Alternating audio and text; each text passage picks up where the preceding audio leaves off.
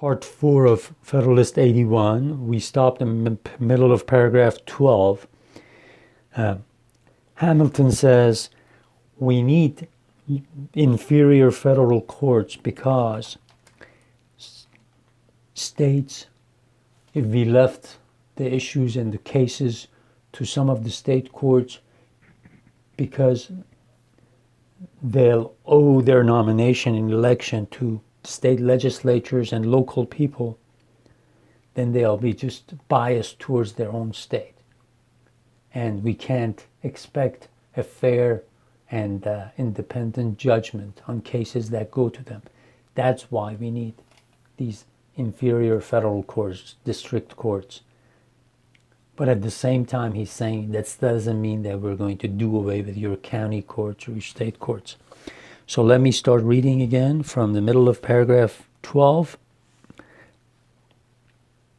Whilst every man may discover that courts constituted like those of some of the states would be improper channels of the judicial authority of the Union, state judges holding their offices during pleasure or from year to year. Remember, it says during pleasure. Up to now, for the federal judges, it says during good behavior. In other words, you can't take their job away from them unless they do something criminal or totally unethical. But here it says during pleasure of the state governments, for example. They can yank that judge out anytime they want to. So that judge is going to be making decisions that their state legislatures will like. That's why you can't count on them being independent. So during pleasure or from year to year will be too little independent to be relied upon for an inflexible execution of the national laws. And if there was a necessity for confiding the original cognizance of causes arising those laws to them, there would be a correspondent necessity for leaving the door of appeal as wide as possible, in proportion to the grounds of confidence in or distrust of or subordinate tribunals ought to be the facility or difficulty of appeals. And well satisfied as I am of the propriety of the appellate jurisdiction in the several classes of causes to which it is extended by the plan of the convention, I should consider everything calculated to give, in practice, an unrestrained course to appeals as a source of public and private inconvenience. The next paragraph, I'm not sure, but that it will be found highly expedient and useful to divide the United States into 4 or 5 or half a dozen districts, and to institute a federal court in each district in lieu of one in every state.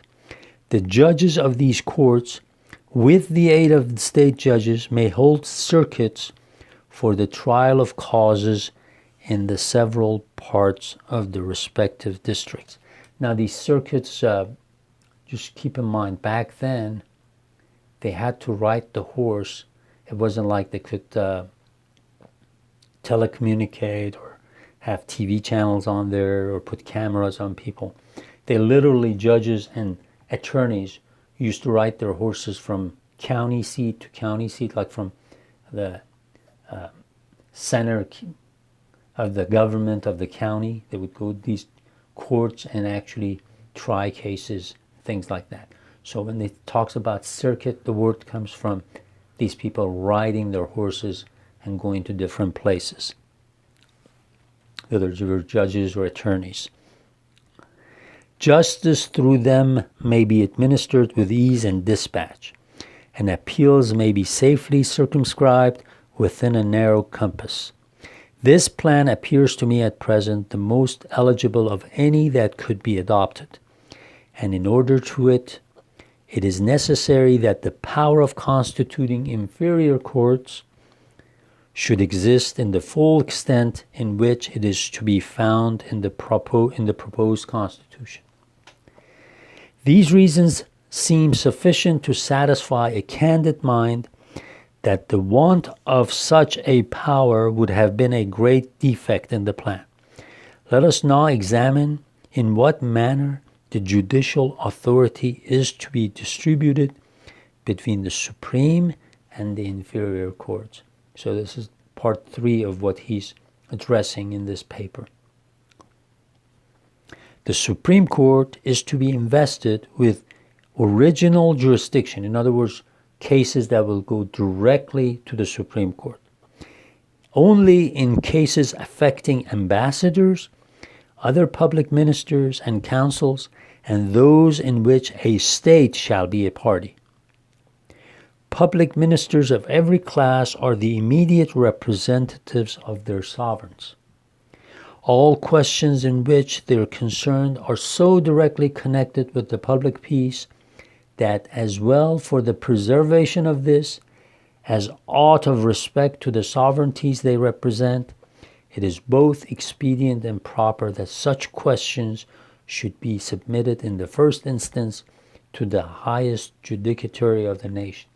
So if there are issues with ambassadors or people that represent other nations, just out of diplomatic respect and because of cause of peace, if a lower court, if a county court screws up, makes a big mistake, lead into, who knows, even a war, that would be the worst thing to do. You want the most competent judges in the country to make that call.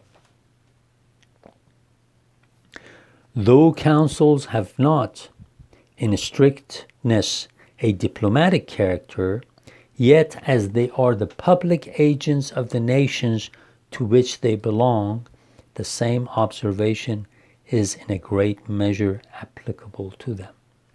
In cases in which a state might happen to be a party, it would ill suit its dignity to be turned over to an inferior tribunal.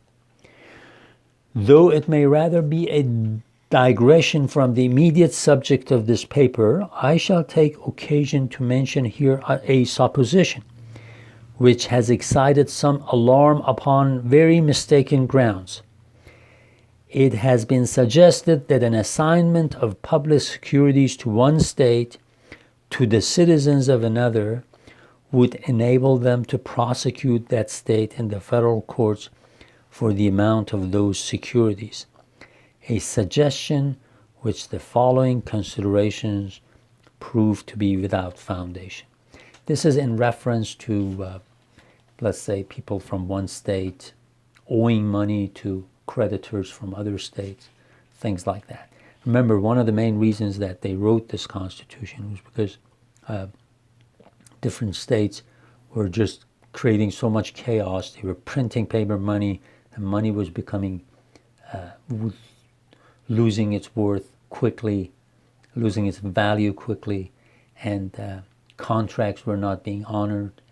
And these guys were saying, if you can't have people trust you because you break your contract, then we can't have a good government, we can't have a sound government and establish a good country because we'll have to work with creditors from other countries and they won't trust us enough to lend us money. They say, you guys are not to be trusted. And how can you get money to build infrastructure, to do things that would promote your general welfare and bring about more happiness and prosperity for the country?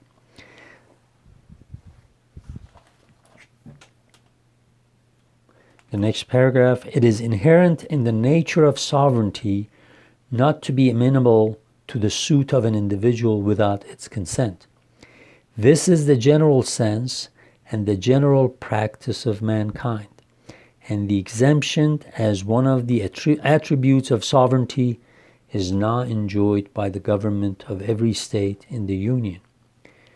Unless, therefore, there is a surrender of this immunity in the plan of the Convention, it will remain with the states, and the danger intimated must be merely ideal. The circumstances which are necessary to produce an alienation of state sovereignty were discussed in considering the article of taxation and need not be repeated here. A recurrence to the principle there established will satisfy us that there is no color to pretend that the state governments would, by the adoption of that plan, be divested of the privilege of paying their own debts in their own way, free from every constraint but that which flows from the obligations of good faith. The contracts between a nation and individuals are only binding on the conscience of the sovereign and have no pretensions to a compulsive force. They confer no right of action, independent of the sovereign will. To what purpose would it be to authorize suits against states for the debts they owe? How could recoveries be enforced? It is evident it could not be done without waging war against the contracting state. And to ascribe to the federal courts, by mere implication and in destruction of a pre-existing right of the state governments, a power which would involve such a consequence would be altogether forced and unwarrantable. I'll stop here and we'll go to the next video and we'll just make some comments on the preceding paragraph or paragraphs, and then we'll just, read a few more paragraphs.